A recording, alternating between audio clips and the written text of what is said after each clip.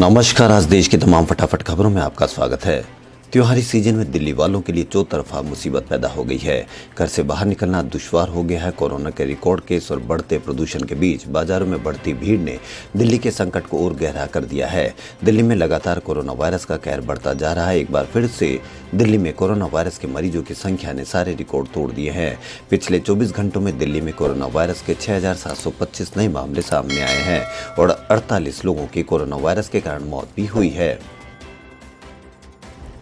बिहार विधानसभा चुनाव के 3 चरणों में से 2 चरणों की वोटिंग पूरी हो चुकी है।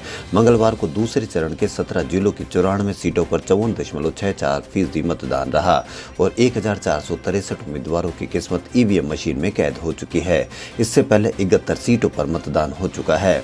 इस तरह से बिहार की 243 सीटों में से 165 सीटों पर मतदाता अपने मताधिकार का प्रयोग कर चुके हैं और बाकी बची 78 सीटों पर 7 नवंबर को वोटिंग होनी है।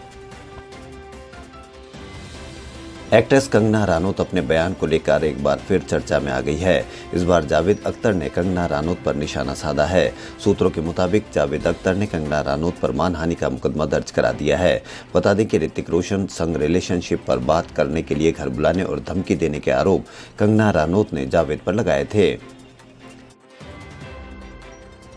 सुप्रीम कोर्ट में एक याचिका दायर कर अनुच्छेद 370 को खत्म किए जाने के खिलाफ दाखिल याचिकाओं पर जल्द सुनवाई की गुहार लगाई गई है। याचिका में कहा गया है कि अनुच्छेद 370 को खत्म किए जाने के बाद केंद्र सरकार अन्य बदलाव की ओर बढ़ रही है। ऐसे में मामले की सुनवाई जल्द की जानी चाहिए।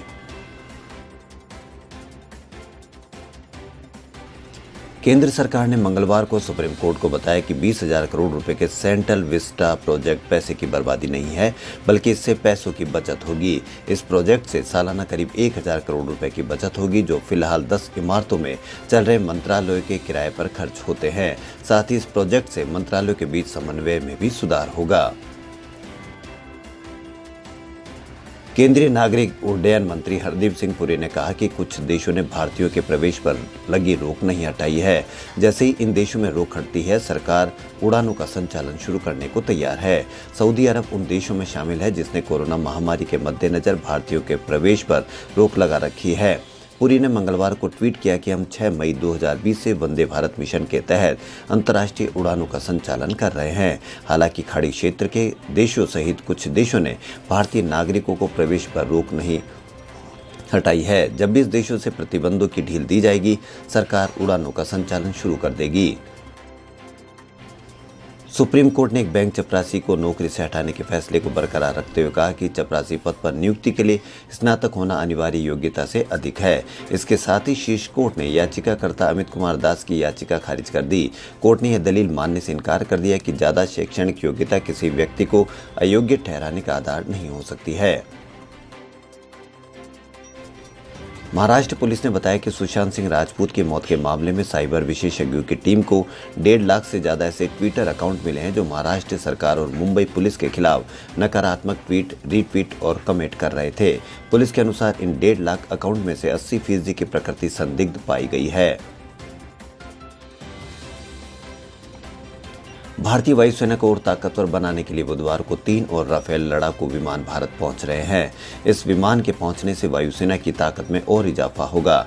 जानकारी के अनुसार फ्रांस से उड़ान भरने के बाद तीनों राफेल विमान रास्ते में रुके बिना भारत पहुंचेंगे। सूत्रों ने बताया कि फ्रांस के एयरबेस से गुजरात के जामनगर तक की लंबी उड़ान के दौरान फ्रांसीसी वायुसेना का हवा में ईंधन भरने वाला विमान भी साथ रहेगा। पूर्वी लद्दाख में वास्तविक नियंत्रण रेखा पर चीन के साथ ही भीषण ठंड से मुकाबला करने को भारतीय सैनिक पूरी तरह से तैयार है। चीनी सीमा पर तैनात सैनिकों के लिए अमेरिका ने विशेष गर्म कपड़ों की खेप भेजी है। सरकारी सूत्रों ने बताया कि अमेरिकी सुरक्षा बलों द्वारा भीषण ठंडे मौसम में इस्तेमाल होने वाले कपड़ों की खेप मिली है। इन कपड़ों का इस्तेमाल हमारे सैनिक कर रहे हैं। अमेरिकी राष्ट्रपति चुनाव के परिणाम आने जारी है। चुनाव में मौजूदा राष्ट्रपति और रिपब्लिकन उम्मीदवार डोनाल्ड ट्रंप और उनके डेमोक्रेटिक प्रतिद्वंदी जो बाइडेन के बीच कड़ा मुकाबला देखने को मिल रहा है। अब तक के रुझानों के मुताबिक मौजूदा राष्ट्रपति डोनाल्ड ट्रंप 14 राज्य जीत चुके हैं, जबकि उनके मुख्य प्रतिद्वंदी जो बाइडेन 13 राज्य जीत चुके हैं।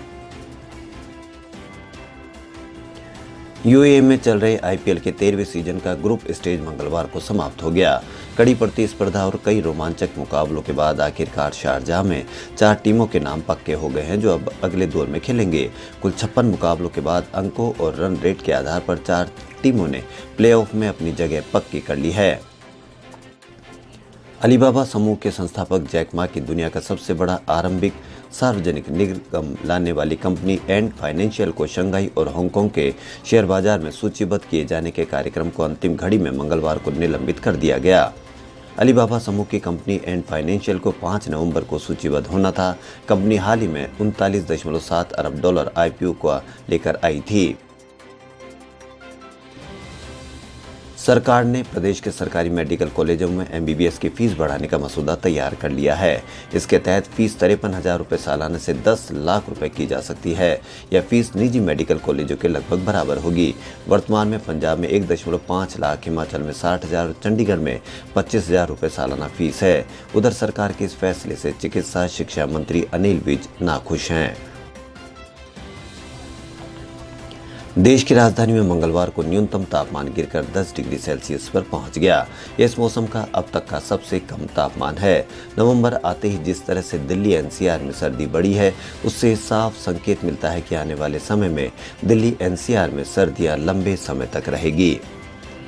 खबरों में फिलहाल इतना ही। यदि आपको हमारा चैनल पसंद आए तो लाइक, सब्सक्राइब और शेयर अवश्य करें।